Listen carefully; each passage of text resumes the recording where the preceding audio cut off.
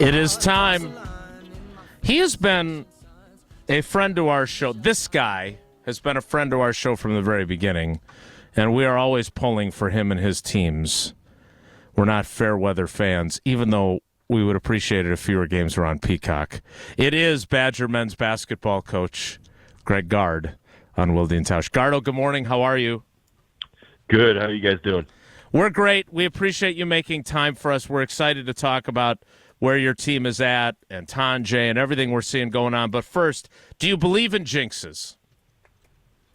Depends on what it is. Mark Tauscher has predicted you're going to the Final Four. How do you feel about that?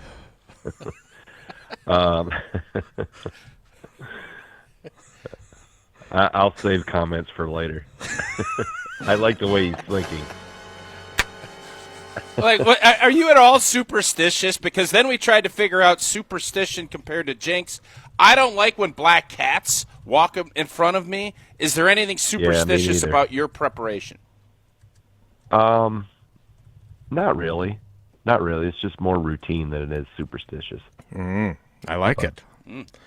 Well, there's nothing routine about the realm of college basketball these days. I'm just going to ask this because we've spent so much time talking about the challenges of being in the Wild West and everything else. How the hell are you guys doing what you're doing? I saw a quote from you before the season talking about how no one was talking about you, but you really liked your group, about the egos and lack thereof, about how this team had connectivity. So I'm guessing that's part of it, but how the hell are you doing what you're doing? Yeah, I think it's a combination of all those things. I mean, it's obviously we got really good players, and I think, outside perception or expectations were that we didn't have good players, and obviously that's been proven false. I think, this group has grown together too in terms of, making sure we're all on the same page. Obviously they've fit together really, really well, and that was an important piece as we put this team together, was that we had the right pieces in the right places and enough of each and not too much or not enough of different positions. So it's really, I think, Jason, byproduct, excuse me, a byproduct of a lot of things coming together, and obviously system development, all those things play into it. So, Greg, did anybody really believe that Tonje was going to be this good? Because you're talking about potentially Big Ten Player of the Year, first-team All-American. When you brought him in, did you envision it going this well? No. Anybody would be lying to you if they predicted this, just because there hadn't been, this much evidence, specifically when he was at Colorado State. I mean, Missouri only played in 8 games and was hurt, but you saw some of the potential and things he was doing there at Colorado State. And I thought, knowing that program and how well he was coached there by Niko Medved, that there'd be some things that could translate. Now, you never know until you get him in your own gym and start seeing what he can do. And quite frankly, he kind of started the summer a little slow. We were like, okay, it took a while for him to acclimate. And but for him, just how he is as a teammate, how he is to coach, you would expect somebody to come in. Mark, you played in the NFL. If you have a veteran free agent come in that's done a lot, sometimes they have all the answers and don't have a lot of questions. And John's been the exact opposite. He's been so easy to coach, so coachable, ask really good questions, wants to get better, and he's really fit extremely well with this group. That's not a reference we get anymore because the Packers don't sign veterans anymore, so we have no idea what that means. But I think I understand what you're going for there, Gardo. Hey, I have so many questions because it's been so much fun to watch you guys. But I also know that there is, and Tausch and I were talking about this earlier in the week, and we had LePay on as well. There's the perception Wisconsin is a certain brand of basketball. Do you care about the misconceptions when you're putting up 90 points and people thinking, wait a minute, that score must not be right on the ticker at the bottom of the screen?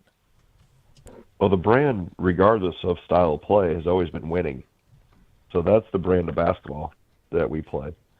We win a lot, and we have for a long time. So I think, whatever people say about style of play, that's their own personal opinion.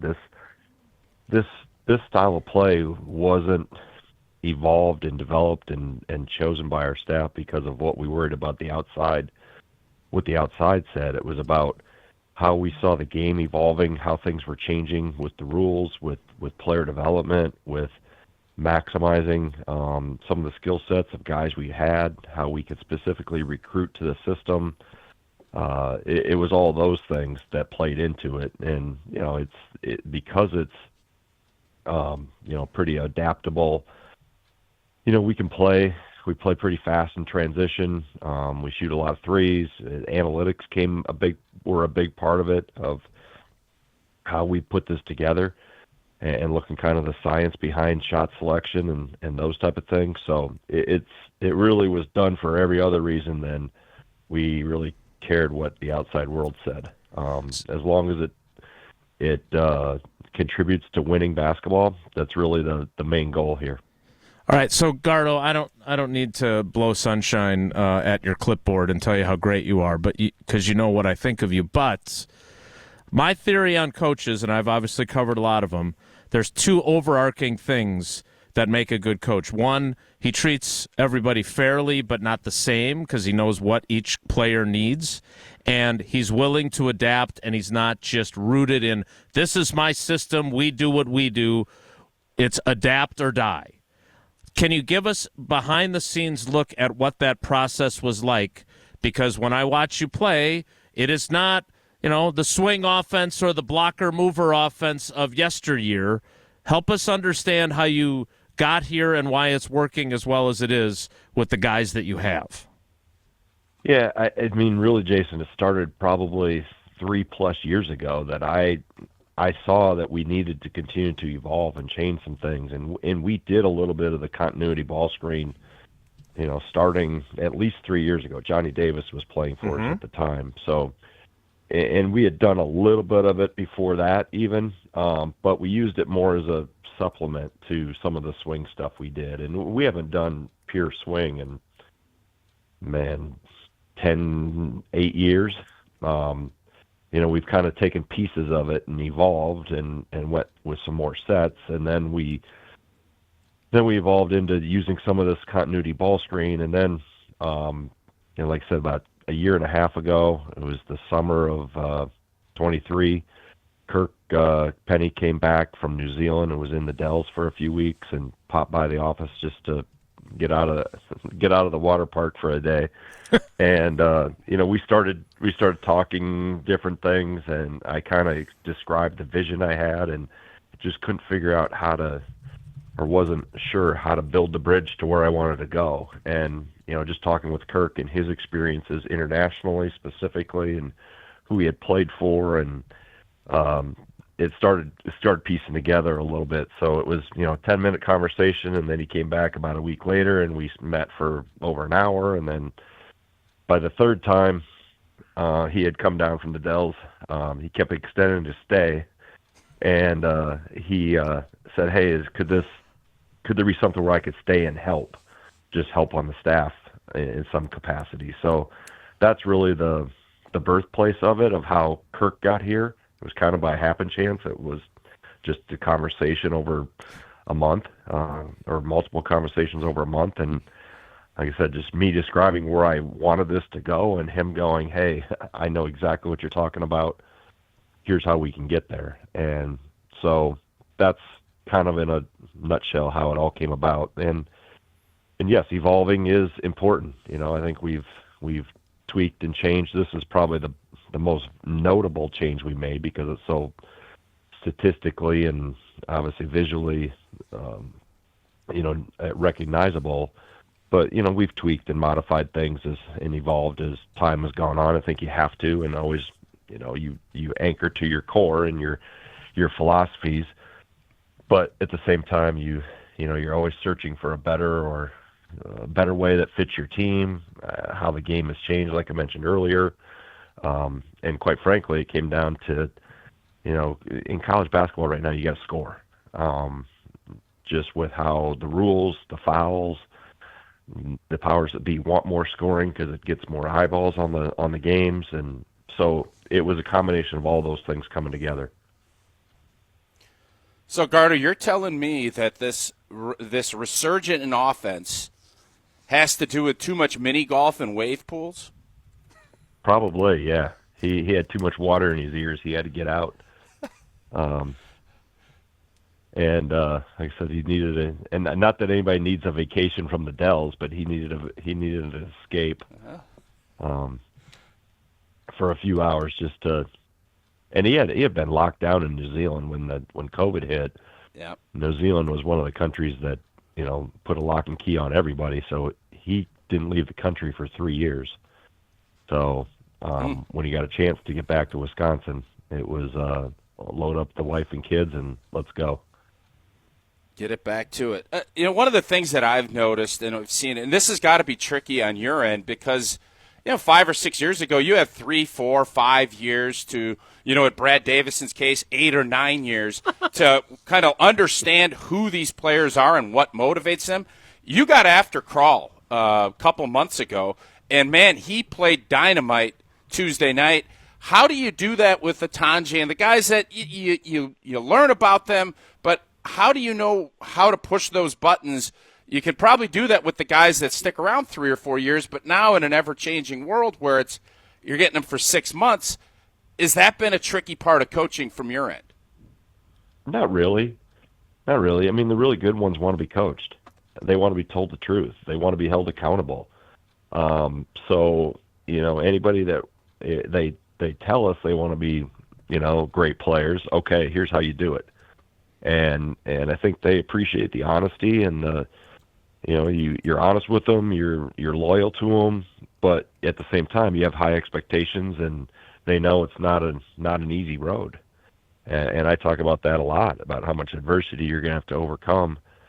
And these guys that have transferred, 10 years ago the word transfer was taboo, and now it's they didn't just fall out of the sky. They have experience from somewhere, right? So they've sometimes come in with their eyes even more open to the outside world, and maybe they weren't in a good situation in terms of the coaching they were getting or were not getting, or how players were treated.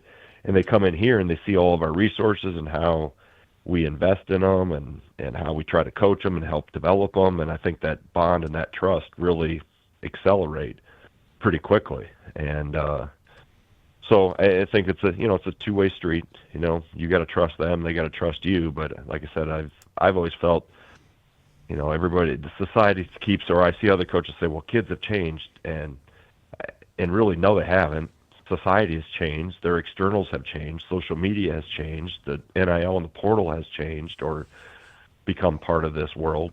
But at the core of it, they're 18 to 22, 23 years old, and they have goals and dreams and aspirations, and your job as a coach, as a teacher, is to try to help them form a path and create a vision to where they want to go. And sometimes that's tough love. That in order to get messages across. So I think, like I said, the really good ones want to be coached and they want to be told the truth because they know that's the best way to get to where they want to go, and it sustains itself too, versus maybe creating false narratives about how good somebody is. I try not to overinflate anybody's confidence because it's a house of cards. They got to go earn it, and when they earn it, then it really establishes itself and it can sustain over the course of time. Talking with Wisconsin men's basketball coach Greg Gard on Wilde Tausch. All right, Gardo, Tausch has a question which may be the greatest question he's ever posed in the history of the show. So I'm going to set him up for that. But I already know how he's going to answer it. So that's what I'm a little, but continue. I understand. But before that, I am, from a purely coaching perspective, we have talked so many times about this new world order in college sports. And to see your guys, to see how they rallied behind Kamari McGee with that ridiculous foul call, with the connectivity we see from them when we watch the games. I am curious, in this realm, how do you, and I know you got a bunch of guys that have been with you for a while, but not all of them have, how do you get that connectivity, that chemistry? Because we all know when teams don't have it, you can see it in their play, and you can see in this team's play, not only are they talented, but they are connected. Yeah, I think there's a lot of answers or parts to an answer to that question, Jason. I think part of it is you mentioned the guys that have been back. Retention is a big key. I think retention helps you sustain your culture even more. And so for us, Klesmit, Crowell, Gilmore, McGee, Ilver, Hodges, I'll even say Gard because I got my own kid on the team, has been around it since the day he was born. It's just all those things are important. And then when you have people come in, whether they're freshmen or whether they're transfers, you got to make sure, and I know fit and culture and all those things, character are maybe overused by coaches, but not really because it's important. And as you mentioned, you see a lot of teams with a lot of talent and have a bigger payroll and can't get it done. You see it in all sports. It's not just a college basketball thing. The chemistry and the connectivity happen from having the right people in the room in the right seats and having like-minded people. I have a very egoless, unselfish group. They cares most about winning. And that's first and foremost. And I mentioned earlier about Tonje and his mindset, terrific player that's blossomed in what we're doing, but he's really centered in team first. And, when you have really talented players and they're connected and they put winning above everything else, you can have a really special year, which we're in the midst of. So, Gardo, the question I had is when you just were talking about that connectivity, you're now a general manager. You're Goody. You are LaFleur. You're the whole thing, bringing the guys in, letting guys go. What's the more important piece? Is it going to be being the GM where you're making the decisions on who you bring in? Or is it the coach and the development of who those players or how you're going to get those players to maximize their potential? It's both. I hate to give you that answer, but it is. My guy! I should talk to Mike Holmgren. Wasn't he the GM and the coach in Seattle? He was. It didn't go as well as things are going right now, by the way. No, they made a Super Bowl. What are you talking about? They were all right. After he gave up the GM job. No. It's different, though. I mean, it is, and I have a chief of staff that really handles the lion's share of the GM, quote-unquote, responsibilities. But, no, it's really important that you have the right people sitting in that room. And I would say talent is extremely important, but the other pieces of it, if you aren't all clicking and connected, it's not going to matter because we've already played a lot of teams that have a lot of talent. And the pieces don't fit, and when they don't fit and they don't connect, then you're not going to have the results you want. So I would say they're both important, even though probably the GM and that whole world takes up more of my time than creating new out of bounds plays. The coaching and the development and still an important piece that I make sure that doesn't get lost on myself or my staff. All right, last one for me, Gardo. The end of games. It seems like something always comes up with you and how things go. The other night, there was a little bit of controversy until things got settled that, Underwood and the Illinois team was sick. Was that the first time that's happened where they're, and you probably are thanking him for telling you, no, let's not shake hands because there's a bad bug going through that room. But was that the first time something like that has happened to you? Yeah, other than the Michigan yeah, well, fiasco that was a few years ago. Completely different. No, and I don't remember that. Scenario. So I don't know why I don't remember any about that. The other night, it's always around Valentine's I didn't too. I didn't know they were sick until I go to the handshake. I was like, Brad, man, you guys got to get healthy because they couple guys banged up, and they had been sick. And he goes, man, I got half my team in the locker room throwing up right now. And I go, are you okay then if we don't shake hands? And he goes, if I were you, I wouldn't.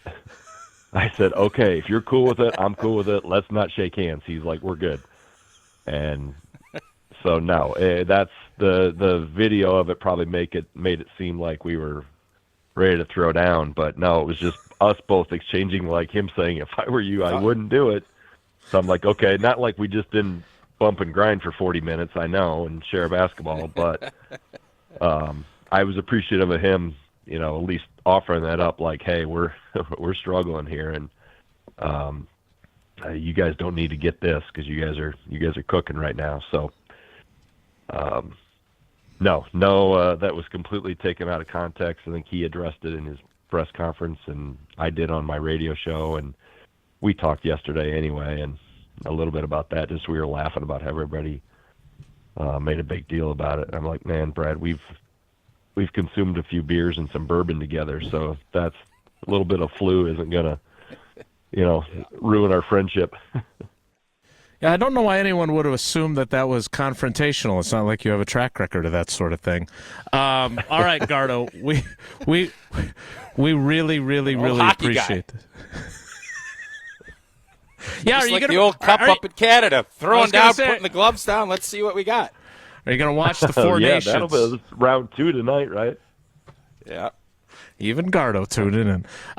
Greg, seriously, we not only do we really appreciate it when you make time for us, but more importantly, we're having an absolute blast watching your team. We're so happy for you and your guys. The Ashwaubenon girls 8th graders, Coach Hogue has adopted a lot of the ball screen continuity offense for them. And if you're looking for a team bonding thing, we did tie blankets last night.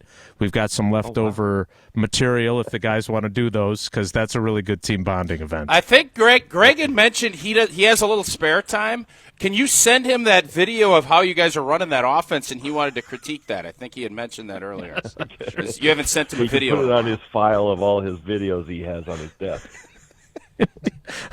I'll get you some. They're there. Some other. They are there. Greg, in all seriousness, thanks so much, and good luck the rest of the way. We can't wait for you to fulfill Tausch's prophecy of a Final Four run. Okay. All right. Thanks, guys. Talk to you soon.